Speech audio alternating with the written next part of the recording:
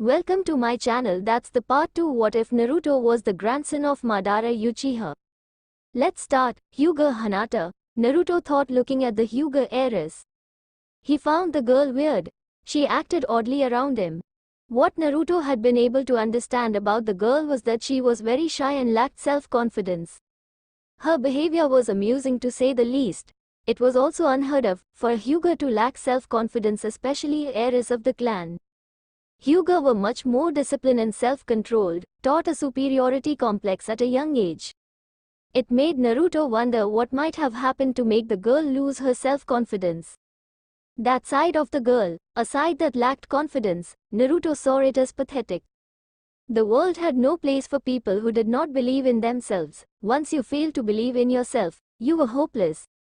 You can never hope to achieve anything if you lacked self-confidence. But despite her lack of self-confidence, Naruto did notice that she was kind-hearted. Naruto's eyes were taken off the girl as the doors burst open, revealing Sasuke Uchiha, the top student of the class. Naruto did not like the Uchiha's attitude. It was why he never spent a second wasting his thoughts on the boy. The Uchiha looked out of breath. Fangirls, Naruto thought. The Uchiha was popular in the female department. He was usually being chased around the academy by his fangirls. Sasuke did not seem to like girls. In fact, he tried by all means to avoid them. When he could not avoid them, he ignored them when they tried to speak to him. Some of the boys in the class wished they had the young Uchiha's luck when it came to girls. Girls threw themselves at the Uchiha, while they had to try hard to get a girl to talk with them.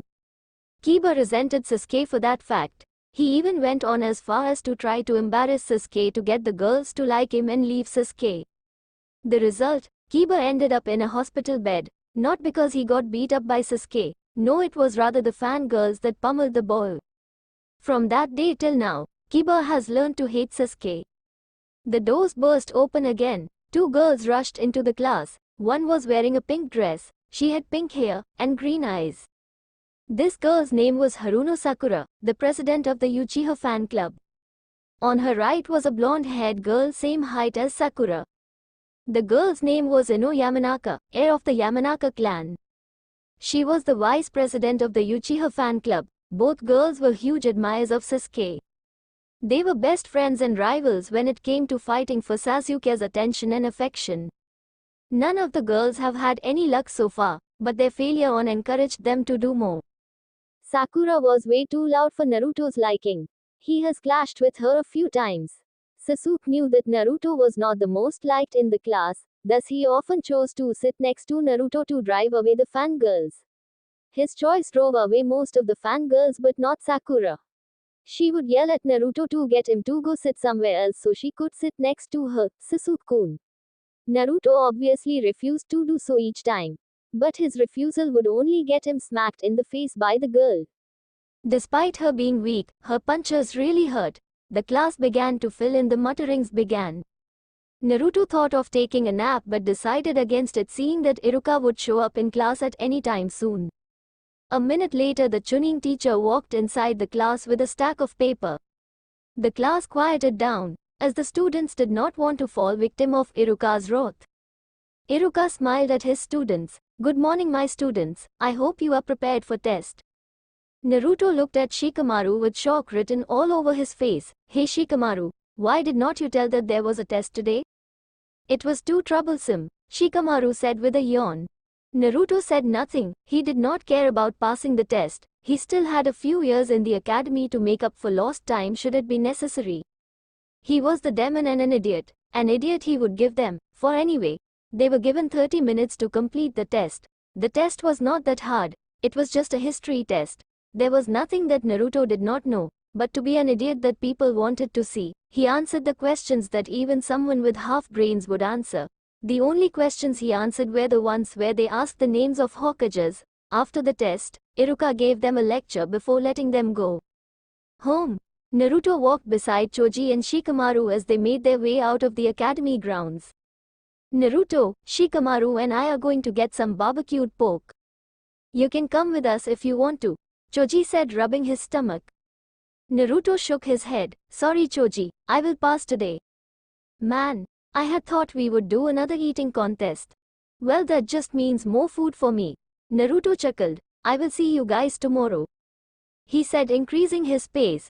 Come on Shikamaru, let's get going before your mother comes looking for you. Shikamaru said nothing, he just followed Choji. If his mother was to find him at this time, she would have him do hard work he would rather avoid. A few days later, the Uchiha massacre, one of the greatest tragedies to have ever occurred in Konoha, beside the Kyuubi's rampage. The whole Uchiha clan was massacred by Uchiha Itachi, only leaving his little brother Uchiha Sasuke alive. One man massacred an entire clan in a single night. The Uchiha clan was supposed to be the strongest clan in Konoha since their great rivals, the Senju, had now gone extinct, and only one person was alive from the great Senju clan. Uchiha Itachi, he was said to be a prodigy, the strongest Uchiha alive. Naruto wondered what kind of power Itachi must have possessed to be able to massacre an entire clan in one night. He had to be surely powerful to pull off something like that. The reason the Uchiha had killed his clan was that he wanted to test his power. It was a reason that would make everyone to think that he had lost it, power had corrupted him. From what Naruto had been hearing about Itachi was that Itachi had been a kind and peaceful person before he became an Ambu. After he had become an Ambu, he became cold and distant. A change that not many liked, but he still did his job as a shinobi with all his heart. What was certain from those who knew him was that Itachi loved Konoha. That was being questioned by everyone who loved a village and still massacres the village's strongest clan, his own family. The Uchiha fled the village after he had massacred his own clan and was now labeled an S rank, missing in Yong. Only a select few had been able to reach that level of being ranked S rank. S rank level shinobi could fight against a Kage, but not all could defeat a Kage. Still, for Itachi to reach the level of S rank still being a teen was something worth applauding. Not many people could achieve the kind of feat that Uchiha Itachi had achieved. Konoha was in chaos. Their great clan had been massacred. Some clans increased security in their compounds to ensure that the tragedy that fell on the Uchiha did not to hit them. No one knew if another clan prodigy would massacre his clan just to test his strength.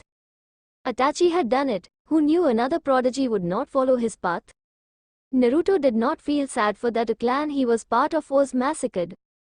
He did not care about what happened to them. He just pitied Sasuke, knowing that the young Uchiha would be crushed. Having your own brother kill your parents and your clan was something that one could not just shrug off as if it was nothing. Naruto sighed as he walked inside his grandfather's hideout. His grandfather was beside him. They arrived at a large clearing. The place Madara had told Naruto would be his training ground. Grandfather, do you know of the Uchiha clan massacre? Madara nodded. Yes, those traitors got what they deserved. Naruto looked at his grandfather curiously.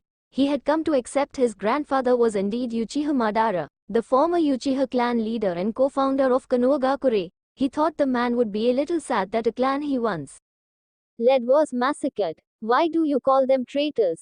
When I founded Konoha with that other man, Konoha selected him as first Hokage instead of me. I told my clan that the Senju would oppress us and seek to control us. But those fools refused to believe me and supported Hashirama. They said I had lost it. Over the past years the Uchiha was stripped of their power in Konoha and reduced to mere police force with no real power. Madara said, looking at Naruto. Naruto could see that his grandfather was truly happy that the Uchiha clan had been massacred. Another thing he noticed was that his grandfather held a great deal of animosity towards Hashirama. But he still respected the man for his power. How powerful do you think Uchiha Itachi was, to be able to massacre his own clan? He is strong for a shinobi of this generation, but he is nowhere strong as I was in my prime. Madara paused for a moment. Do you really believe that Itachi massacred the Uchiha clan because he wanted to test his power? Naruto nodded. Madara shook his head. They were killed because of ignorance. They had come to realize that Konoha leaders were pushing them away from the village they founded. They had lost any power they had and could no longer influence the village in any way. They had also lost trust in the eyes of many Konoha villages because they were blamed for the Kyuubi rampage, as some believed that the Kyuubi was being controlled by a Sharingan. Had they listened to me, nothing like this would have happened. I still don't understand how that got them killed. They were attempting a coup d'etat to take over the village. It was the only way they could get their power back. Something like that would have led to a civil war. Other villages like Kumo and Iwa would have taken the opportunity to attack Konoha. Madara explained, seeing it no point in leaving Naruto out in the dark about the truth. Naruto had wide eyes at the implications of what his grandfather was saying. So Itachi killed his clan to avoid a civil war? Madara nodded. You catch on fast. How do you know this, Gigi? You spent your time here and the massacre only occurred 4 days ago. Madara smiled, placing his hand on top of Naruto's head. I know everything that happens in Konoha. Nothing can be hidden from me. I am a co-founder of the village. When the village was built, I was there. He paused, retrieving his hand. Now shall we begin our training? Yes. I think I will stay here for a few days since academy has been closed for 3 weeks, Naruto said. Madara nodded. He already knew that. Before we begin your training, I want you to meet someone. Zetsu appeared from the ground. Naruto, this is Zetsu. He already knows you. Naruto waved his hand at Zetsu and then looked at Madara. What is he? Madara chuckled slightly. He is my spy, my creation. Naruto only understood spy. He did not understand what Madara meant by creation. It was not possible for someone to create life, right? You can go, Zetsu. Zetsu sank back to the ground. Madara turned to Naruto. We will begin your training in physical training. I need you to have a strong body. For the next year you will not go back to Konoha, but you will be in training each day. After you awaken your Sharingan, we can then focus on ninjutsu. Won't the Sandemi start looking for me if I go missing for that long? Don't worry, I will help you create a blood clone that will replace you in Konoha for the next year. The clone will last for a year. It will be a replica of you. No one will tell the difference. Naruto nodded and smiled brightly. Now let's begin with the training, he yelled, struggling to contain his excitement. Madara grinned. It was a grin that made Naruto to think twice about allowing his grandfather to train him. The grin Madara had promised pain, a painful training that Naruto would soon have to endure. Madara did not stop grinning as he was busy picturing the torture he was going to put Naruto through. Hey grandfather, are you okay? Madara stopped grinning. Yeah, I am okay. Put this weights on. Naruto put on the weights on his legs, but found it nearly impossible to move. He looked at his grandfather thinking that he would let him halve the weight, but his grandfather shook his head. Do 50 laps, after that 50 sit-ups, 100 punches and kicks on the dummy.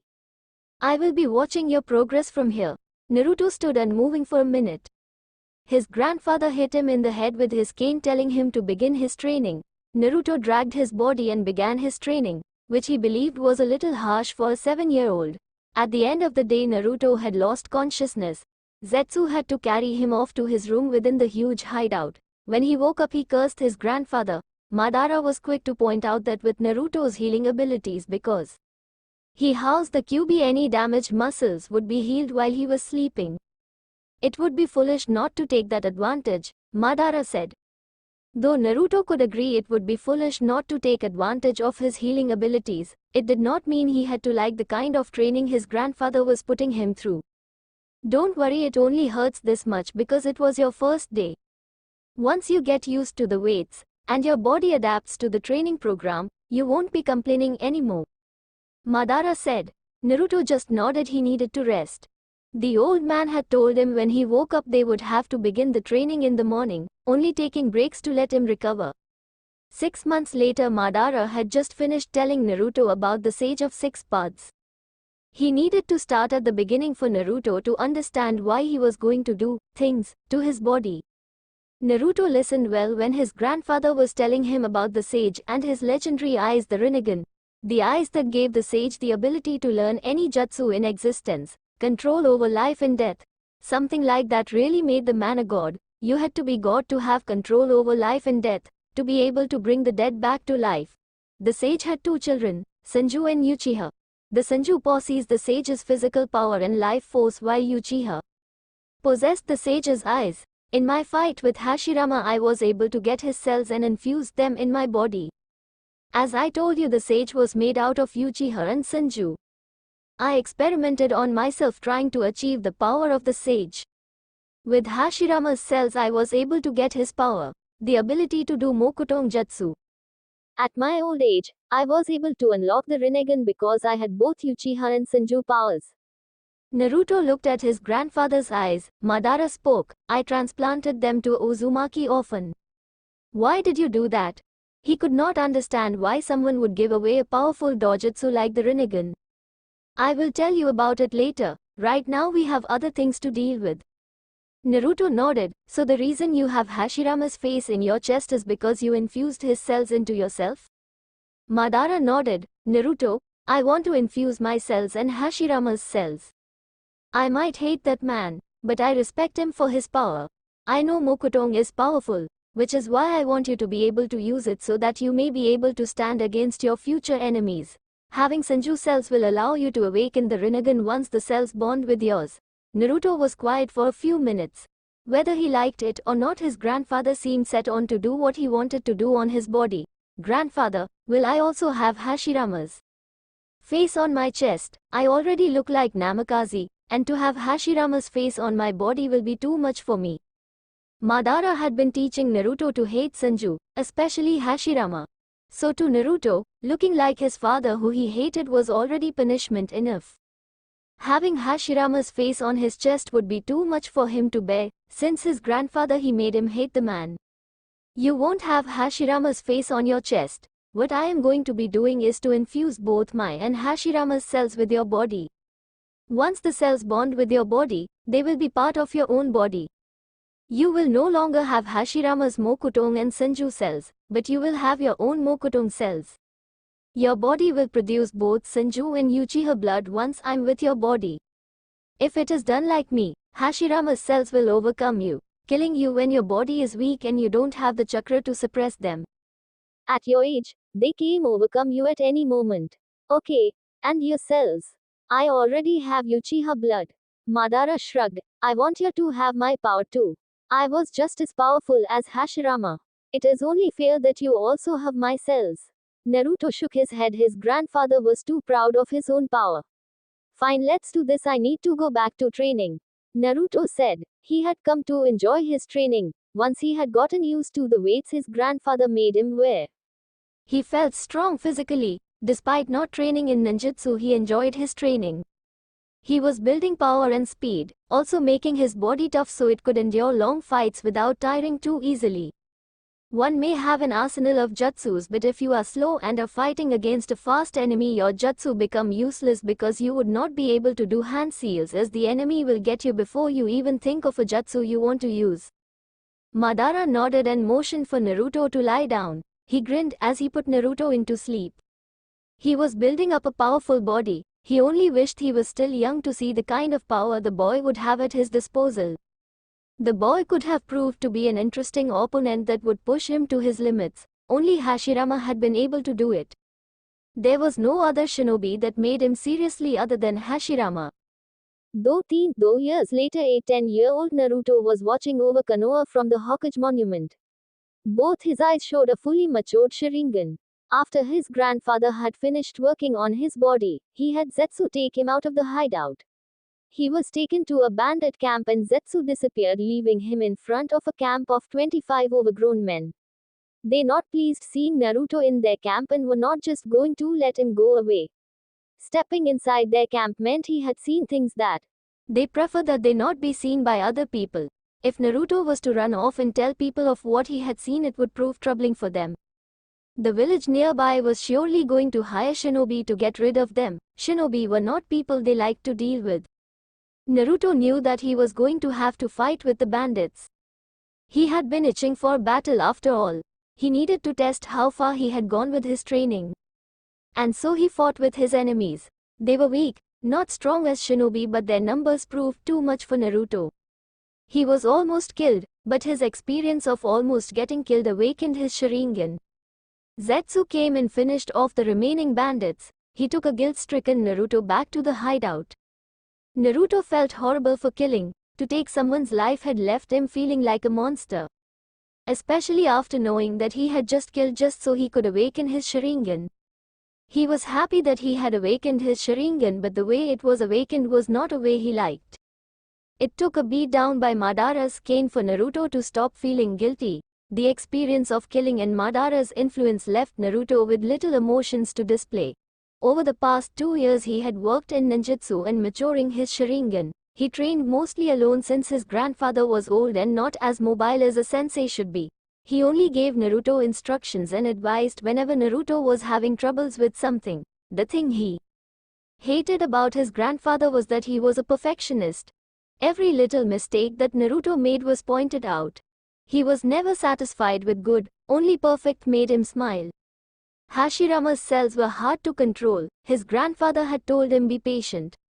The cells were just too hard to control since they had yet to completely bond with his body. Madara had suggested he keep training physically and give time for the cells to bond other than forcing the issue. Naruto listened but worked on fire jutsu.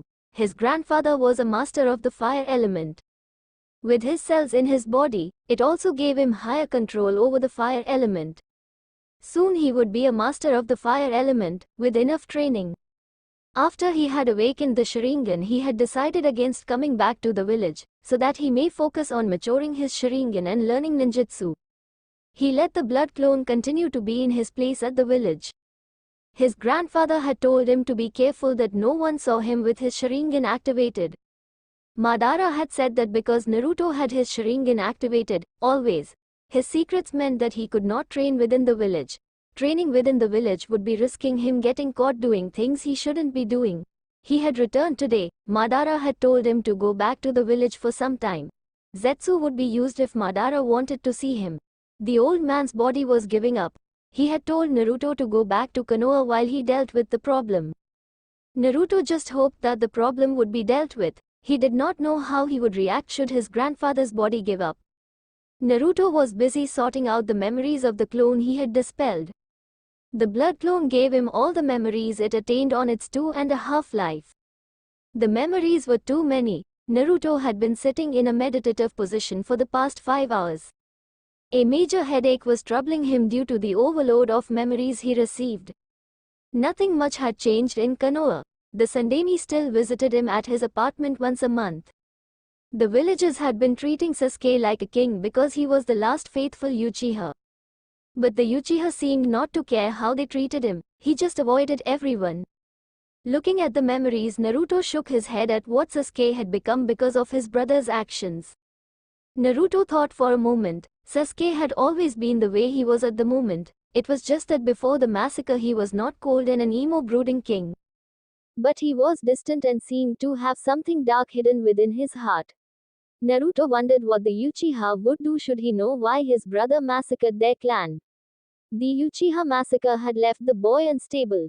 He seemed to lose control over all his emotions when someone mentioned Itachi. Itachi had become a taboo in the presence of Sasuke. The village hated Itachi. They did not know the sacrifice he made. Itachi was like him in some sense. Both were hated even though they were heroes. But it was different with Itachi, since nobody knew he was a hero. With him they refused accepting him as a hero even when he protects the village each day by housing the Kyuubi. Due to Madara's influence, Naruto had also come to thank Itachi for the Uchiha clan massacre. They had betrayed his grandfather. Had they not done that, they would never have been wiped out by a single man, no teen with a Manchkyu Sharingan. Their arrogance was another that got them killed. They might have been powerful. To think that they could take on a village had been a foolish thought on their part. The Manchkyu Sharingan was a powerful tool, dangerous, wielded by a demented person. Madara had told Naruto all of the Mangekyo's abilities. Thus Naruto respected anyone who had awakened the eyes. Naruto sighed as he got up and deactivated his Sharingan. He decided to walk back to his apartment. He needed to kill time. It was still in the afternoon. He had nothing better to do for the rest of the day. It seems they still haven't changed, Naruto thought, walking in the streets of Konoha. The villagers still had their hateful glares, while some ignored his presence. His clone did not walk around the village much often. It spent most of its time at the academy and in his apartment. With the time he spent getting lectures from his grandfather, Naruto could care less if they stared at him or not. It longer hurt him, in fact it amused. They were ignorant fools blinded by hatred. He would be a fool too if he cared for what ignorant fools say and do with their time. It was better to let the fools amuse themselves. For now. Sooner or later he would be the one laughing openly at them. For now he could not tell them they were fools. If he did, they would surely rally up everyone to try to burn and skin him alive for insulting them. 8-1 Naruto walked past a lake. He stopped when he saw Sasuke sitting there alone. Sasuke noticed Naruto and stared at him with cold, uncaring eyes before looking away from the blonde. Naruto shrugged Sasuke's cold stare and continued walking at the direction of his apartment. Sasuke chose to be distant from other people. No one chose for him. He chose to take the path of revenge. Revenge was never a pretty thing. It destroys you from the inside out, until there is nothing left. What would be left would be a body that used to be a person, a shadow in memories that would soon be forgotten. Naruto walked inside of his apartment. He breathed in the air inside of his apartment. He had missed his cold and lonely home. It has not been home to him for the past 2 years. Naruto smiled at himself and went to his small bedroom. He took off his jumpsuit and jumped into bed. It might have been too early for him to sleep, but he had nothing to do. Konoha was not like his grandfather's hideout where he could do so many things without getting bored. His mind seemed to agree with him. It did not take long for him to drift into unconsciousness bliss. A few days later, the Forest of Death. Today Naruto had been strolling around the training ground. He was bored and decided to take a walk within the forest. Only a select few used the training ground. It was a good place for one to be alone. He could not walk around the streets of Konoha because there was always a pair of Byakugan eyes watching him. It made him feel uncomfortable to think that a girl, not just any girl, a Hyuga heiress, was stalking him. Ever since he returned, he had noticed that most of the times the girl was following him around the village. The girl was weird indeed. Naruto came to a conclusion that his clone had been unable to sense her, because it was a copy of the untrained him. Now he sensed Chakra better. The girl was just not good at hiding her position. He had been able to know she was following him rather easily. He climbed on top of a tree and sat on a branch. He still had a lot to do with his training. He was wasting time sitting around doing nothing. The academy had nothing to give him, but in order for him to be a ninja he had to attend and pass. Zetsu's head formed beside him. It was only the white part that appeared. Zetsu had two personalities. Madara called them Black Zetsu and White Zetsu. Zetsu was originally all white, but his grandfather had planted his nature and memories on him. But it resulted in creating Black Zetsu, which was smart, serious and strong. Black Zetsu became Madara's will. It could do Mokutong Jutsu as Zetsu had been created from Hashirama's cells. White Zetsu was weak, often playful and never was serious. It hated being reminded that it was weak. The beings could separate from one another. They could function without the other half. Naruto looked at White Zetsu. If he came here alone, it must mean Black Zetsu was somewhere else. Zetsu smiled at Naruto. You look bored. His voice was not deep as Black Zetsu's. Naruto nodded. There is nothing to do here other than going to the damn academy. He paused for a moment. What brings you here? Your grandfather wants to see. Do you know why? Naruto asked. He hoped that the old man was okay. If I told you, then you wouldn't have to go back to the hideout and see your grandfather. I guess you're right. Naruto said. He made a wood clone to replace him while he went away. A wood clone was strong, but did not transfer back its memories to the original. Naruto did not want another headache. A wood clone had been something his grandfather had taught him. It was the only Mokutong Jutsu he could do. You stay here for now. Return to the apartment later on. Don't miss a day of the academy, and never forget to keep your cover persona. Naruto said, disappearing in a swirl of leaves. The only way he could go to the hideout without his grandfather was use the teleportation seal in his apartment, which could only be activated by his blood and chakra. Zetsu sank back to the tree branch unknown location. Naruto looked at his grandfather's face. He looked a lot more serious than he had ever seen him before. But he was happy. That seemed fine. It seemed that he had solved his problems. He sighed in relief. Naruto, I'm going to tell you some important things, and I need you to listen carefully. Naruto nodded. Do you remember the room I told you had tablets that contained valuable information on them that only an Uchiha and those with the Rinnegan could read?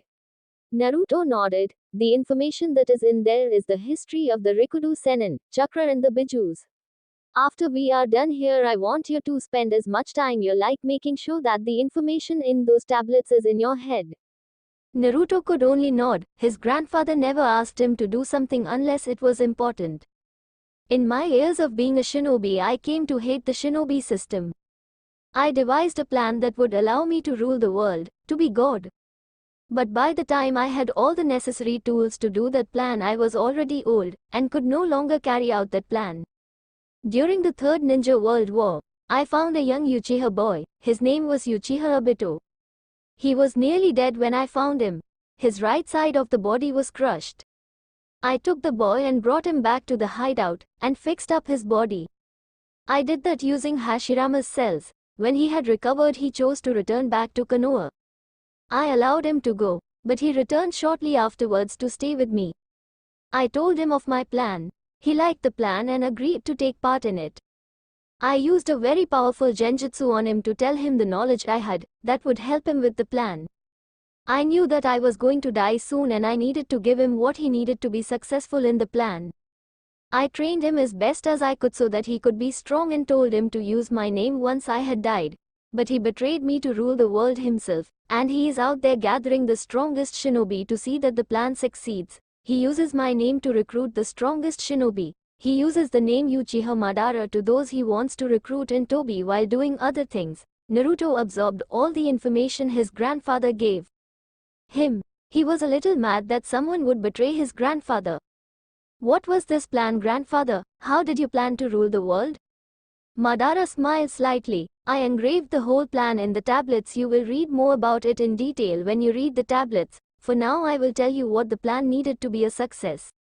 He paused for a moment, catching his breath. For the plan to succeed, I had to collect all the bijus and seal them into the Gedo Mazo. The Gedo Mazo is a vessel. It can only be controlled by someone who has the Rinnegan. Obito created an organization called Akatsuki. I know their purpose is to collect all bijus once they know all their locations and strengths. The group is comprised of S-rank criminals only. There are 10 of them. Grandfather, you said someone with the Rinnegan could control the vessel in which the bijus are sealed into. Does this mean that Obito awakened the Rinnegan? Madara shook his head. No, Obito can't awaken the Rinnegan despite having both Uchiha and Senju powers. His body is not perfect like yours. I did tell you that I had awakened the Rinnegan and transplanted it to someone else, correct? Naruto nodded. That was before I had taken in Obito.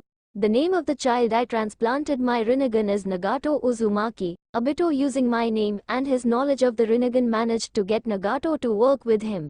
Nagato controls the vessel and is the figurehead leader of the Akatsuki while Obito operates behind the scenes. When he is not operating behind the scene, he uses the name Tobi, keeping the name of Madara a secret to those in the group who aren't aware of it. Naruto now understood that since he was a Jinchuriku, it meant he was in danger of being captured too. His grandfather had thought of a plan to rule the world by capturing the bijus. He figured the bijus were needed for their power. From what his grandfather had told him, the bijus had large amounts of chakra that no man could have. The Kyuubi was said to have almost an infinite chakra supply, being the strongest of the bijus.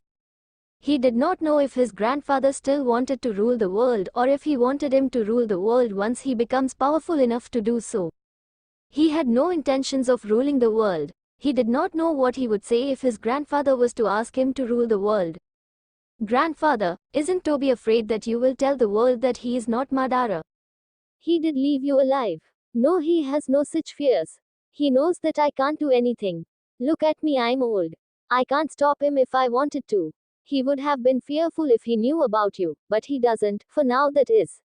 Naruto did not need to know that the fool left him alive just so he could watch him take over the world using his name. Naruto nodded. I guess Zetsu has everything to do with why you know everything he is planning. Yes, Zetsu is quite useful when it comes to gathering information. What is it that you want me to do, grandfather? Do you still plan on ruling the world? Madara shook his head. I no longer have such plans. I don't care what happens to the world. I'm going to die soon. But what I plan for you is to take back everything that belongs to me. Naruto waited for his fate. With the secrets of your body you can become powerful, even powerful than I was at my prime. You will restore the Uchiha and take Konoha back from the fools that rule it. If they don't make you Hokage, you can do it by force. Just make sure that you rule Konoha. Naruto smiled slightly. At least his fate was not that bad as he had thought it would be. What about Toby and the Rinnegan? Kill the fool and you can do whatever you want with the Rinnegan.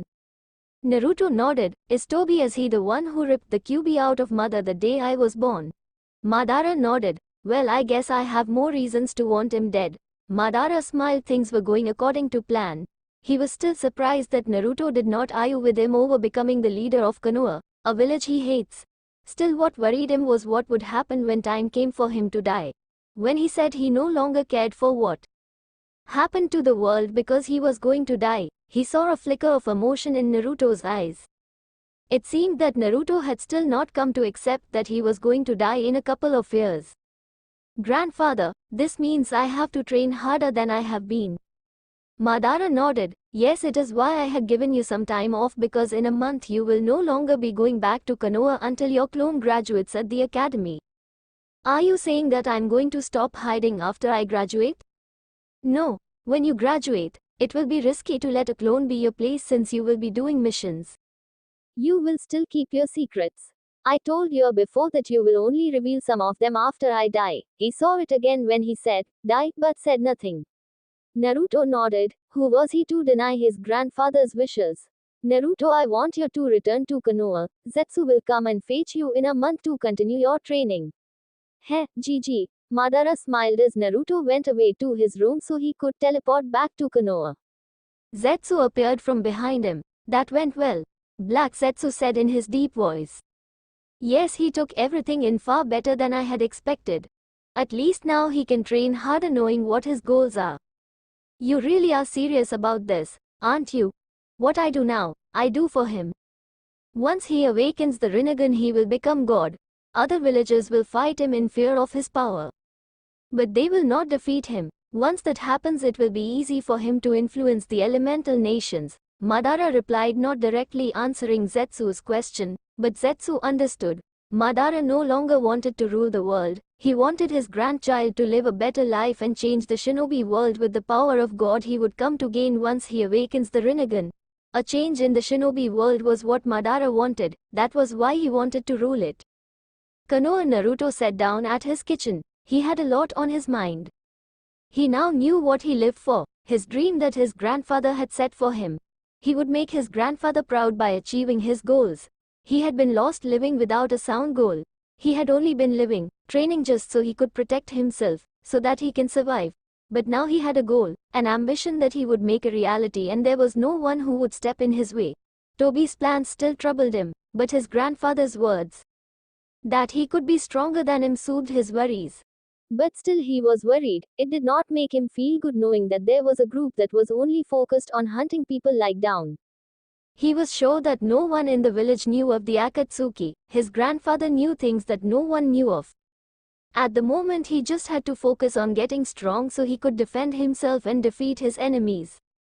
His grandfather had assured him that Toby did not know about his relations with him. That was a positive. He could surprise the Uchiha when he does find out about his relations with Madara. With his dreams he now had to accept that he was an Uchiha. The Uchiha clan was his clan. He was part of the clan. It was no longer his grandfather's, Itachi, or Sasuke's clan only, but it was also his clan. He was one of the few remaining Uchihas in the world. Thinking of it, Naruto smiled. It meant that he was going to have to use Uchiha as his name. He would drop Uzumaki and use Uchiha only. He did not have to use that cursed Namikaze's name, which was a good thing for him. Uchiha Naruto, he thought with a smile. The villagers were going to surely die when they come to find out that he was an Uchiha. He could almost see the looks on their faces when they hear of it. Even when he hated his father, he would let the village know that Namikaze was his father just to make them feel worse about themselves. He could almost see them begging for forgiveness, not that he would care about their apologies. He would just let them know of his heritage just to see that look on their faces. It would be priceless. Even his grandfather would laugh. Uchiha and Namikaze were already taken off. What was left was Uzumaki. It was the only thing that he had left of his mother. She was never seen as a hero, nor was her name written anywhere. She had been made non-existent. He would correct that in time. Naruto was brought out of his thoughts when he heard a knock on the door. He figured it was the Sandemi. He had been expecting the old man for his monthly visits. He went to open the door and led the old man back to the kitchen. The Sandemi smiled softly while he took a sit. "It's good to you again, my boy." Naruto smiled and nodded. "It's good to see you too, Gigi. I'm glad you are still lively as always. I brought you your allowance," he said, giving Naruto an envelope. Naruto took it with a wide grin. "How are things at the academy? Are your senseis still sabotaging your academics?" Naruto shook his head. "Iruka-sensei no longer glares at me, and sometimes he even smiles at me," Naruto replied. He was surprised when the Chunin stopped glaring at him and started being nice to him. He was no longer kicked out of the academy. Iruka would even go as far as to have him woken up should he be sleeping inside the class, just so that he could listen to the lecture. Although he had been able to see traces of hatred at the Chunin's eyes, he knew that the Chunin was trying to get over his hatred, not hide it. The Sandemi smiled brightly upon hearing Naruto's answer. "Good, I expect you to get room result now that your sensei is being fair with you." Naruto grinned. He had expected the Sandemi to say something like that. "I will try my best, Gigi." Sarutobi smiled, getting up. "I will hear from Iruka about your progress. I will be going now, I have some paperwork to finish." Naruto nodded. "Goodbye, Gigi." The Sandime walked away, leaving Naruto alone. The Sandime spoke Iruka-sensei like he was familiar with it. He guessed the Sandime was responsible for the Chunin teacher's change of heart. The old man, despite his lies, never stopped trying to make his life better. Unknown location. Naruto walked inside his grandfather's hideout with his Sharingan activated. A month had passed and he had returned to continue with his training. His grandfather was waiting for him beside Setsu. Naruto stopped in front of them. "Let's get going, Madara." Naruto grinned. He had expected the Sandemi to say something like that. "I will try my best, Gigi." Sarutobi smiled, getting up. "I will hear from Iruka about your progress. I will be going now, I have some paperwork to finish." Naruto nodded. "Goodbye, Gigi." The Sandime walked away, leaving Naruto alone. The Sandime spoke Iruka-sensei like he was familiar with it. He guessed the Sandemi was responsible for the Chunin teacher's change of heart. The old man, despite his lies, never stopped trying to make his life better. Unknown location. Naruto walked inside his grandfather's hideout with his Sharingan activated. A month had passed and he had returned to continue with his training. His grandfather was waiting for him beside Zetsu. Naruto stopped in front of them. "Let's get going," Madara said, walking away. Naruto followed behind with Zetsu. The revealed secret 3 years later: a forehead protector. It symbolizes that one is a shinobi of a village. Each shinobi village has its own Hite 8. Once one wears it, it shows where one's loyalties lie. Naruto held the forehead protector with his right hand. He had been given it after passing the academy exam. His passing was a surprise to everyone in his class. Even the sensei seemed surprised that he had passed. No one had thought that he was going to pass the exams. He was the dead last after all, so it was expected for the dead last to be the one that fails the exam that everyone passes. Naruto did enough to pass the exam. He did not have to fail since everyone his age was going to pass. He had already spent too much time in the academy. It was time to get out of the academy and become a shinobi.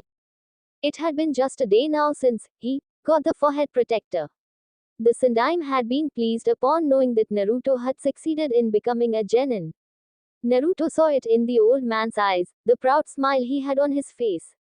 Anyone who had looked at the old man that day would have seen that he was truly happy. Naruto had never seen the old man give him a proud smile like that before. Naruto had returned today from his training. His grandfather had told him to come back to the village and replace with the clone. It was no longer needed. They had planned to dispel it after the graduation. He had also told Naruto to return after he had done so. In 6 days they would be meeting their senseis. They were already assigned to their teams. Naruto was placed in Team 7 along with Uchiha Sasuke and Haruno Sakura. They had said that Naruto was placed on the team to balance the scales. Sasuke and Sakura were top students and Naruto was the dead last. He made a perfect member of the team. They were not yet informed of their sensei's name. They would meet them in 7 days at the academy. Naruto placed the forehead protector on his forehead. He looked at himself and smiled at himself. It felt good to wear the forehead protector. Wearing it meant that he would have more things to do now. No longer would he be worried about training only, he would also have to place missions and team meetings into his daily activities. Right now he needed to meet with his grandfather. Madara had made it clear that he came back to the hideout after dispelling the clone and taking the forehead protector. He did not want to make his grandfather wait any longer. He entered his bathroom and placed his hand on the floor next to his mirror.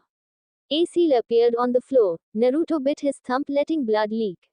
He wiped the blood on the seal and then disappeared. Unknown location. Madara held his gunbai with both his hands. He looked at it, remembering the good days when he was still at his prime. Remembering those days made him wish he was young again. He wanted to give the gunbai to Naruto as a gift for becoming a shinobi. It would also prove useful in future battles. He had used it many times when he fought, thus he knew its value. He also wanted Naruto be like him. Wielding a gunbai made Naruto like him. He had succeeded in making Naruto think a lot like him, though not completely. Naruto looked at the war fan with an impassive gaze. His eyes were studying the war fan his grandfather held. It was wide with a tomo on it and had a long handle with bandages wrapped around the base, and a chain attached to it. It had a purple tint with a black border. Take this, it is my gift to you. Madara said. Naruto brought out both his bands accepting the gunbai. It was a little large for him. He could not use it at his current height.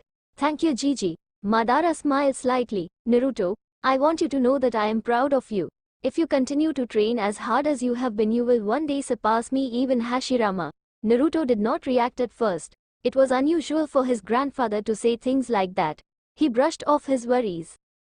His grandfather did a lot of unusual things. Madara continued speaking. Never forget what I taught you, and keep my words your heart. Now Naruto was beginning to worry, again. It seemed like his grandfather was saying goodbye to him. He could not accept something like that. He still needed his grandfather alive. What's wrong, grandfather? There is nothing wrong. All is well. He lied. Naruto did not see it, even with his Sharingan active. Do I still have to act weak now that I have become a ninja? He asked, wishing his grandfather would allow him to stop acting weak and stupid. Madara smiled at Naruto and replied, Patience, child.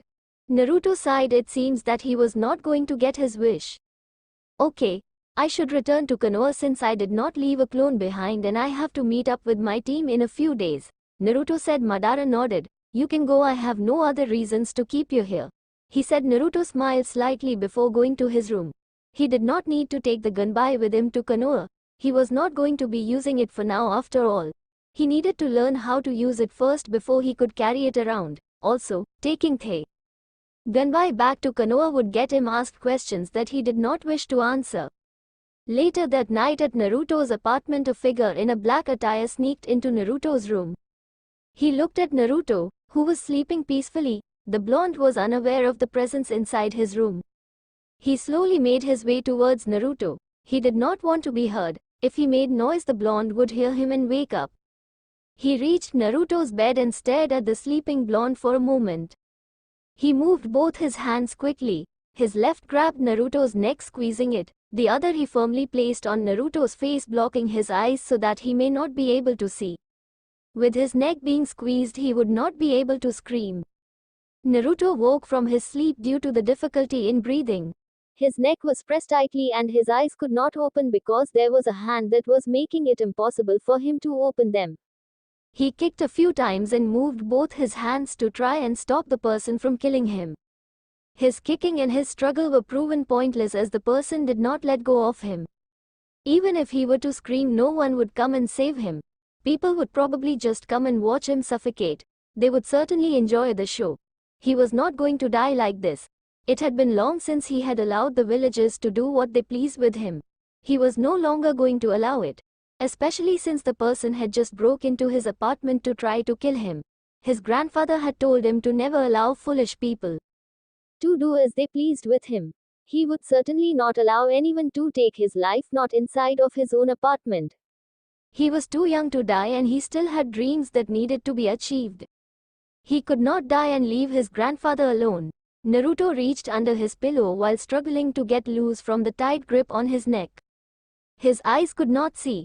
He took a kunai under his pillow and held it firmly. Because he could not see with his eyes, he relied on his other senses to try and stab the person on his shoulder so that the person could loosen up the grip on his neck. He moved the kunai quickly and felt it connect with something. The contact gave him the assurance that he had stabbed his attacker. The hands pressing him down the bed no longer had the power they had. He was able to get loose from the grip. He opened up his eyes and looked at his attacker. Naruto sat frozen on his bed looking at his attacker. His attacker was now falling down because of the wound on his neck. The blood leaked out even though the kunai that pierced him was still in his neck.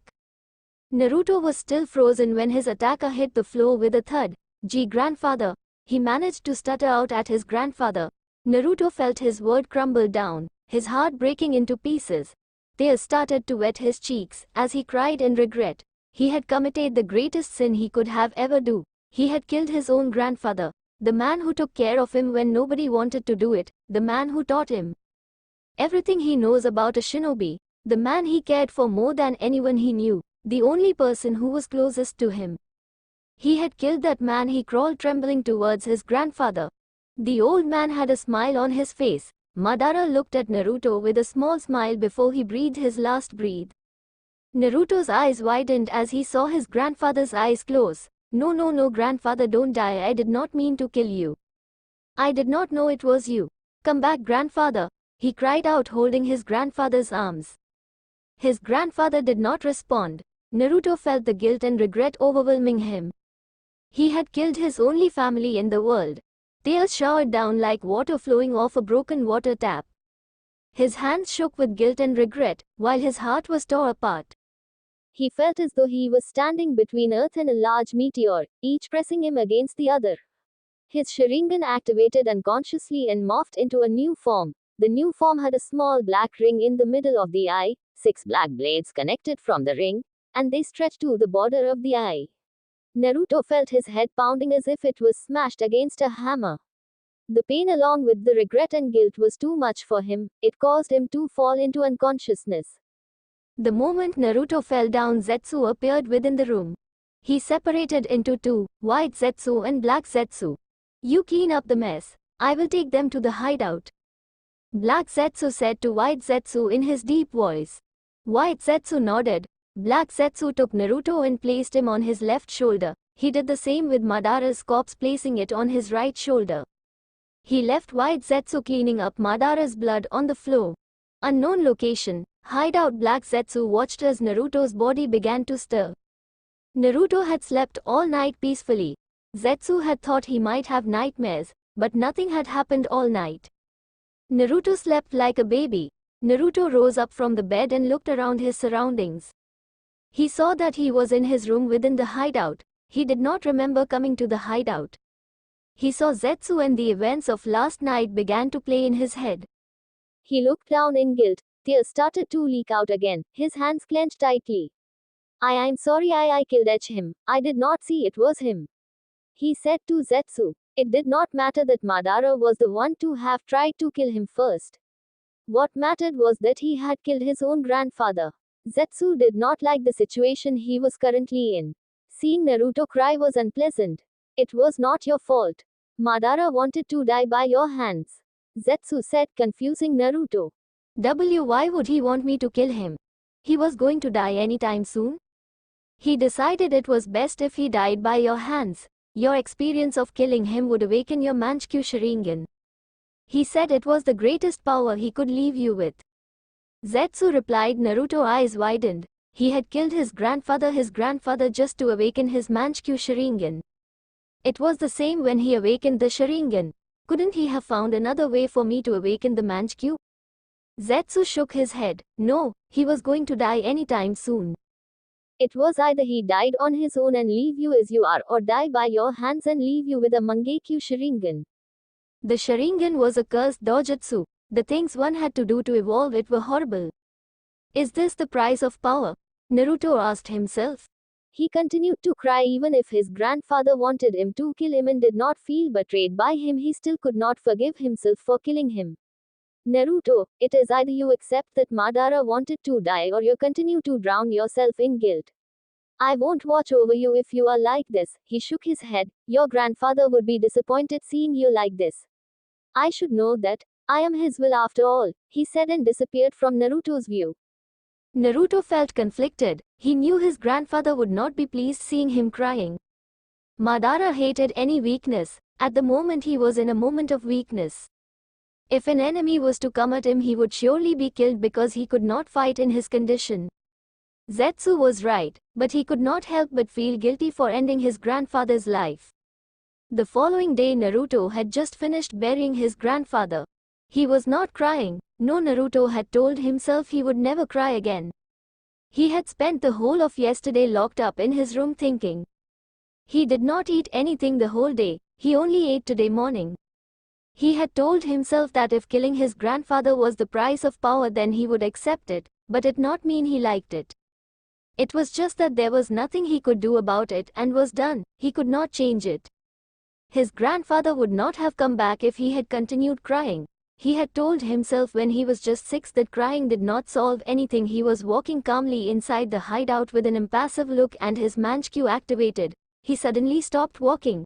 I will be returning back to Konoha. The Sandemi will certainly be looking for me as he would not have been able to see me through his crystal ball. He paused for a moment. In 3 days I should be meeting my teammates.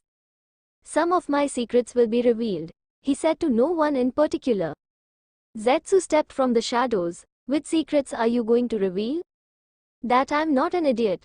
I will release the genjutsu Madara placed around me and some of my power. But my Kekkei Genkai's and full power will remain hidden for now. He said walking away. Zetsu nodded and disappeared. He was a little surprised that Naruto called his grandfather by his name. He had always called him grandfather, never Madara. He guessed it was because Madara was dead now, and the manner in which he died. Naruto was not going to reveal his dojutsu and his Mokotong bloodline. It was still going to be fun for Zetsu watching the looks on Konoha's face when it realizes that Naruto was not an idiot it thought he was. A few days later, academy, the whole class was quiet. No one was saying anything, they all just looked at single person. Some looked at him with wide eyes, some in disbelief, one with indifference. They were speaking within their thoughts because they were seeing was something that they thought they could never see, and something that they thought could never happen. The subject of their thoughts was Uzumaki Naruto. Naruto was not in his kill me orange jumpsuit. He was different, he looked different. No more was the foxy grin that had always been ever present on his features.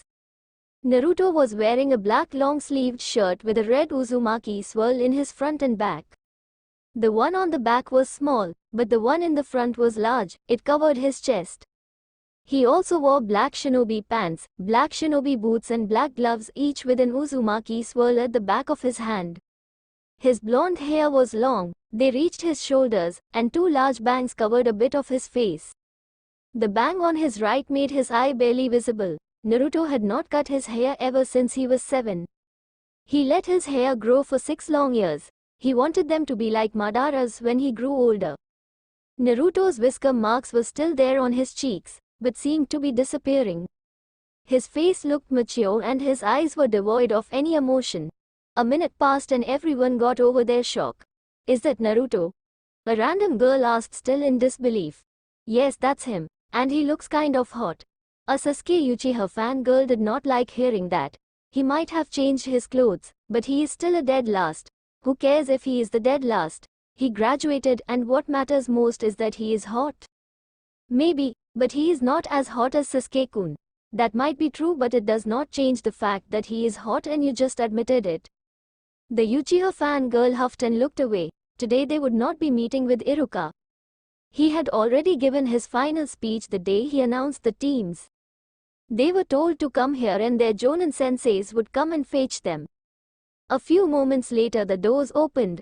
A group of Jonins walked inside class. When they all saw him they eyed him suspiciously and curiously. The Naruto they all knew was not like that. They did not dwell on it though. They went on to collect their students. Only 2 Jonins interested Naruto because they had genins he was familiar with as their students. Azuma Sarutobi, the son of the Sandemi Hokage, Hiruzen Sarutobi. His team was Team 9. It consisted of Ino Yamanaka, Akimichi Choji, and Nara Shikamaru. The three were friends, so Naruto was not surprised that they were grouped together. He knew that Shikamaru would be the brains of the team, Choji the muscle of the team. He could not figure out which use Ino would be for the team since the girl showed no ninja skills, while her clan techniques could be quite useful if she did learn them. As far as he knew, the girl did not train at all. Yuhi Kurenai, Konoha's genjutsu mistress, she was the Jonin sensei of Team 8. The team was composed of Hyuga Hanata, Inuzuka Kiba, and Aburame Shino. Tracker, Naruto thought looking at the team. Inuzuka were tracking specialist in Konoha. Their noses were blessed in tracking a person's scent. Hanata with her Byakugan could be useful in the front since the Byakugan could see through anything. Shino could also operate like Kiba with his Kinkai. The class cleared and Team 7 was left alone in the class. They waited for more than 2 hours for their sensei to arrive. Naruto did not like the time it was taking for the Jonin of Team 7 to arrive. He was displeased. He did not like people who wasted his time. Team 7 Jonin was wasting his time by being late. 2 hours was a bit too much for Naruto to tolerate. Over the time, Sasuke had been stealing glances at Naruto, who had been quiet ever since he entered the class. Sasuke was curious about the changes in Naruto, but his pride stood in the way of asking about it or displaying his curiosity. Sakura was being Sakura, though she never did try to say anything to Naruto. It was because of the emotionless look on Naruto's face. It was different from Sasuke's. With Naruto, she was not used to it and it gave her a bad vibe every time she looked at Naruto. Her focus was on trying to impress Sasuke. As always, Sasuke ignored her attempts. A few minutes and a man with spiky silver hair, a mask that covered most of his face, the only part not covered was around his right eye. He held a small orange book on his hand, and had a bored expression on his face. His eyes looked lazily at the Genins before going back to his book. Copy Ninja, Hatake Kakashi. I should have known he would be selected to be Team 7 Sensei, Naruto thought looking at the famed Sharingan no Kakashi. At least I did not get a weak sensei, he thought. Kakashi narrowed his eye at Naruto. The blonde was a different person from the one he had seen in the past months and different from the reports he got. He looked at had gone through a transformation. You must be Team 7, Kakashi said lazily. Meet me at the roof in 5 minutes. He said and disappeared in a puff of smoke. Naruto too disappeared into thin air. Sasuke stared at where Naruto had been sitting before clenching his fists. He walked away with Sakura following him behind with a confused look on her face. She was confused because Sasuke seemed angry at something. She could only guess it was because Naruto had just disappeared into thin air. But she questioned herself as she could not understand how it would make Sasuke angry. Roof Kakashi looked at Naruto curiously. This was certainly not the Naruto he was expecting to see. What surprised him the most was that Naruto appeared at the roof just after he did. He could not have done it with pure speed, he had used a Shunshin. It surprised him because Naruto was not supposed to be able to do that kind of jutsu. The jutsu was a Chunin level jutsu. From what he had heard, Naruto had struggled to even do the Bunshin no jutsu. He shrugged off his thoughts when he saw the rest of his team appear. He looked at them lazily. Sakura seemed out of breath, while Sasuke was Sasuke. Looking at Sakura, Kakashi could tell that the girl lacked physical training, meaning she was physically weak. By the looks of things, it seemed that the girl did not train at all if she lost her breath by climbing a few stairs. Sasuke looked at Naruto for a moment before going to take a seat beside the blonde. Naruto did not spare Sasuke a glance, he just sat there as if Sasuke was not there, something which seemed to trouble him greatly. He hated being ignored, especially by a dobe. Kakashi never took his eyes off his book as he spoke. Alright, now that everyone is here, I want you to introduce yourself by telling us your name, likes and dislikes, he said in a bored tone. Sakura did not seem to get it. Sensei, why don't you go first to give us an example on how we should introduce ourselves? Kakashi took his eye off his book and stared at the girl for a moment. She was supposed to be smart. He could not understand why she would say something like that. He did say how they were supposed to introduce themselves. He sighed. I am Hatake Kakashi. I have no intentions of telling me my likes and dislikes. As for my dream, I have a few hobbies. He introduced himself, his eye off Sakura and back. On his book again. All he gave us was his name. Two of the genins thought with a sweat drop. Naruto gave no reaction to it, he just stared impassively into the blue sky. You are next, Kakashi said looking at Sakura. Sakura nodded. Hi, I'm Haruno Sakura. My likes are, she looked at Sasuke with a blush. My dreams are, she looks at Sasuke again with a blush and a soft giggle. Sasuke ignored her. He just went on with his brooding. My dislikes are Inopagan. She paused for a moment looking at Naruto. She sighed in relief when she saw that he was not looking at her. His impassive face kind of scared her, but since he was not looking she could say whatever she wants. Naruto Baka, she said loudly. Naruto ignored her. He could care less if the girl hated him or liked him. It did not matter either way. She was weak and useless.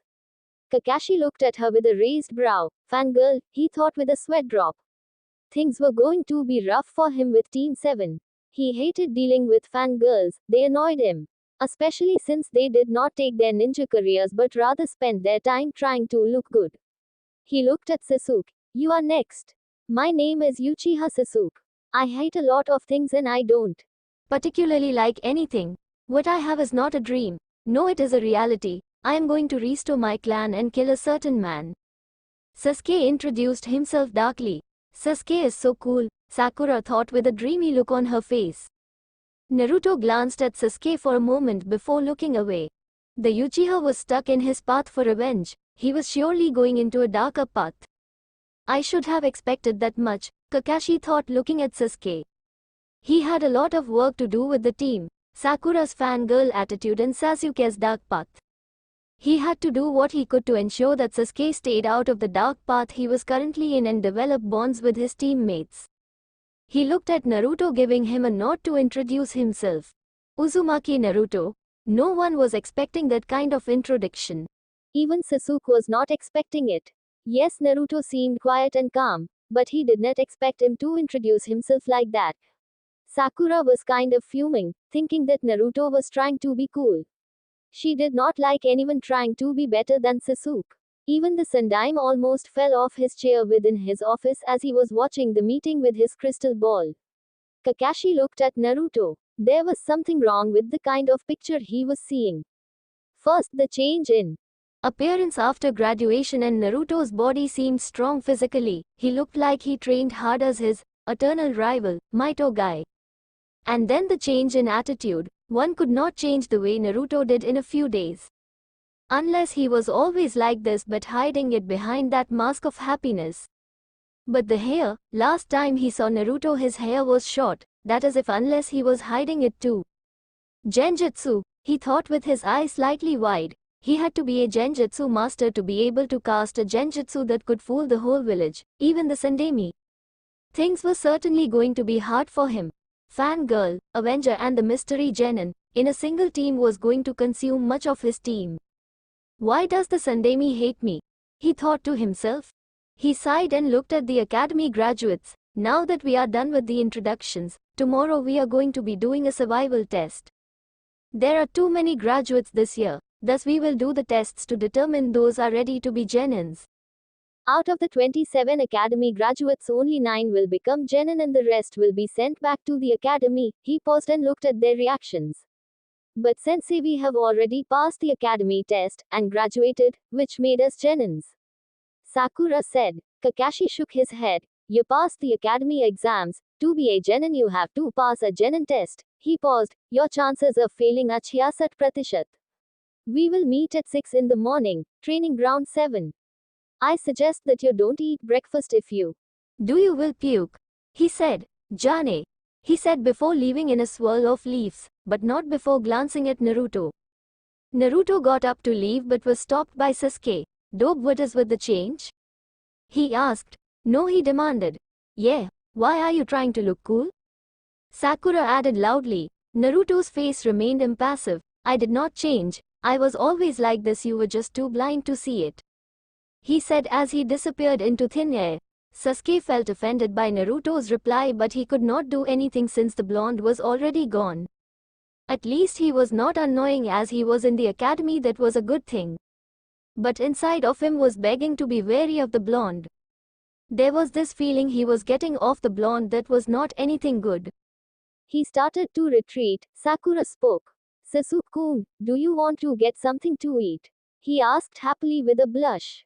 No, Sasuke replied coldly. Hokage's office. The Sundime was looking at Kakashi. What he had seen with his crystal had been a shock to him. Never had he suspected that Naruto was hiding under that happy mask he always had. But what troubled him were the physical changes in Naruto's body.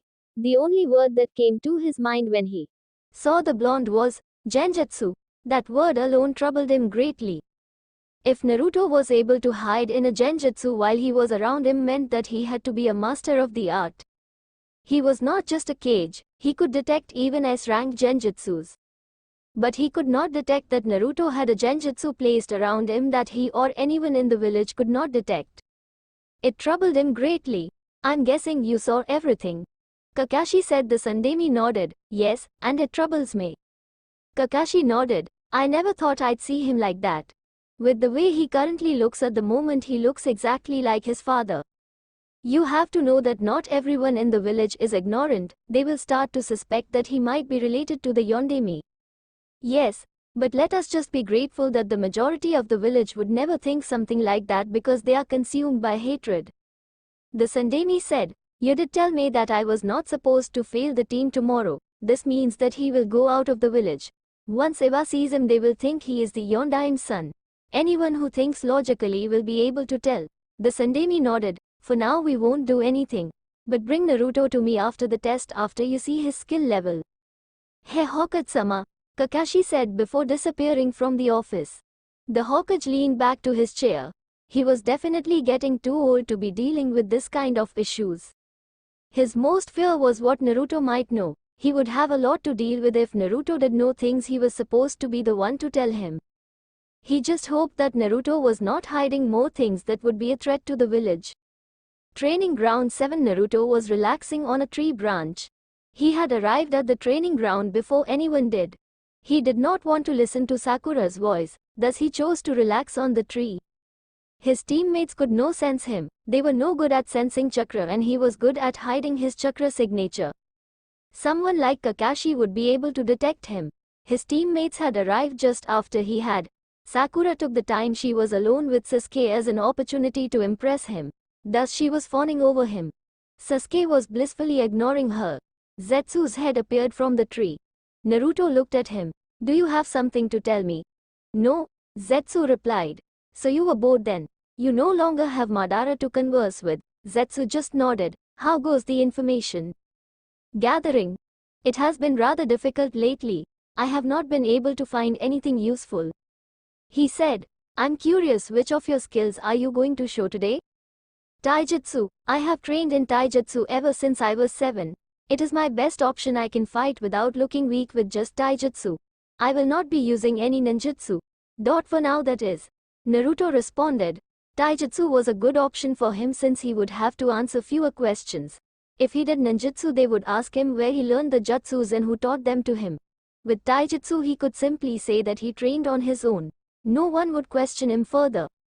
It looks like your sensei has not yet arrived. Zetsu said, I will be taking a look around the village.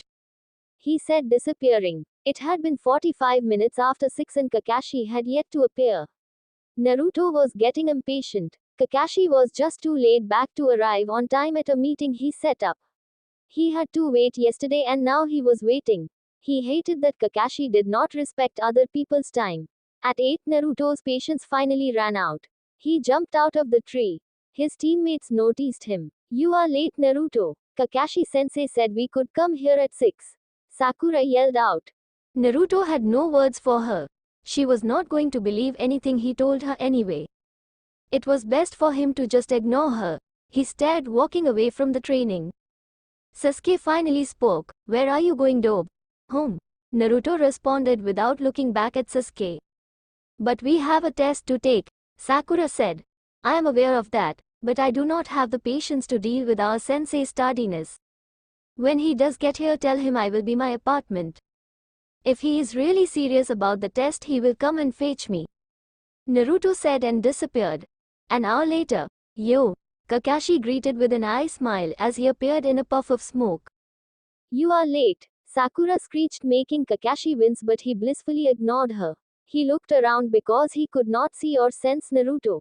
Where is Naruto? He left about an hour ago because you were late, Sasuke said with a glare directed towards the Jonin. He was furious. He did not like being kept waiting. He could have left with Naruto but chose not to because to get stronger he needed to pass the test for him to be a ninja. Kakashi brushed Sasuke's glare aside. Did he tell you where he was going? Sakura nodded. He said he was going back to his apartment. I will be back in 10 minutes with him, so don't go anywhere, he said as he puffed away. Naruto's apartment. Kakashi arrived at Naruto's apartment. He found the apartment's door slightly opened and decided to enter. Naruto, he called out, entering the blonde's home. He got no reply. He was surprised when he found the apartment looking empty. There was no furniture in and their things packed inside boxes. It seemed like the blonde was moving out or moving things out to make space for new furniture. No, he is moving out, Kakashi thought to himself. Naruto walked in front of Kakashi. You are moving out? Kakashi asked curiously. Naruto nodded. This place is degrading. It's a rundown apartment, something not suitable for a shinobi. It was indeed degrading, but it was not the reason he felt he needed to move out now anyway. The apartment reminded of the good days he had with Madara, and his bedroom made it difficult for him to sleep since it was the place he had killed Madara. He could have gotten over that in time, but he needed to find a suitable place for him to live in. Where are you going to live now? The Shinobi district, Naruto replied. Kakashi just nodded, but he had questions. Naruto was definitely not getting help from the Sandemi. If he was the Sandemi would have told him about it. That begged the question, where did Naruto get the money go rent an apartment at the Shinobi district? He knew that someone like Naruto, who was not yet a ninja and lived off the allowance the Sandemi gave him every month, should not be able to afford an apartment on his own. He would get answers when the Sandemi spoke with Naruto later on. Come on, let's go, the others are waiting for us, he said. Naruto nodded and went on to close the door while Kakashi disappeared. Training Ground 7. Kakashi remembered something that he wanted to tell Naruto. He had forgotten about it after he had reached the blonde's apartment. Naruto, don't do what you did again in the future. If you pass the test, I'm going to give you. Naruto stared at Kakashi for a moment before responding. Give me that lecture again when you learn to respect other people's time, he said. Kakashi was not expecting Naruto give that kind of reply. He could not argue, but he could give a good reason as to why he had been late today. Well, you see, a black cat crossed my path and I had to take the long way around. You did not have to leave since it was not my intention to be late. Naruto just looked at him with indifference. Kakashi shrugged and looked at the rest of the team. Now that everyone is here, we can begin with the test, he said. Your objective is to get a bell from before noon, he said, taking out 2 bells. If you do not get a bell, you will be sent back to the academy. But sensei, there is only 2 bells and there are 3 of us. Does this mean that only 2 of us will become genins? Sakura asked confusedly. Should have expected that from her, Kakashi thought. That is, if you do get the bells. Now come out with the intent to kill. Begin. The 3 genins dashed off to the trees to hide their positions, making Kakashi smile. It was a good sign that they did listen to the academy lectures and understood some of Shinobi's rules. Never show your location to your enemy. They did just that by hiding from him. It was not that they could actually hide from him, they were just genins and he was an elite jonin. They were merely trying, and he could give point for. Kakashi made his way to the trees to look for the genins. He was in no hurry because he knew that sooner or later one would come after him and try to get the bells. He was able to detect Sakura rather easily. A few seconds later he detected Sasuke hiding in a tree, but Naruto he was unable to find. He stretched out his senses. He smiled as he found Naruto sitting comfortably on a tree branch. The blonde looked comfortable and was observing him. He looked at Sakura's direction and decided to start with her. She was the weakest of the 3, no doubt about that. She was no challenge in taijutsu, so he decided genjutsu would be a better test for her. The girl had a great mind. Genjutsu should be a good challenge for her. Sakura felt a bit dizzy. Her vision was blurry. She could not understand what was happening to her. The last minute she was perfectly fine hiding away from Kakashi while she was also looking for Sasuke. She wanted to hide where Sasuke was hiding. She needed to be near her Sasuke-kun so he could get a better look at her. But now she did not feel well. Ugh, Sakura. She was brought out of her thoughts when she heard a voice calling her name. She could now see clearly and the weird feeling she was feeling in her head was gone. She looked up to see Sasuke coming into view. She beamed suddenly upon seeing that it was Sasuke who was calling her. I hope you liked the video. See you in next part. Take care.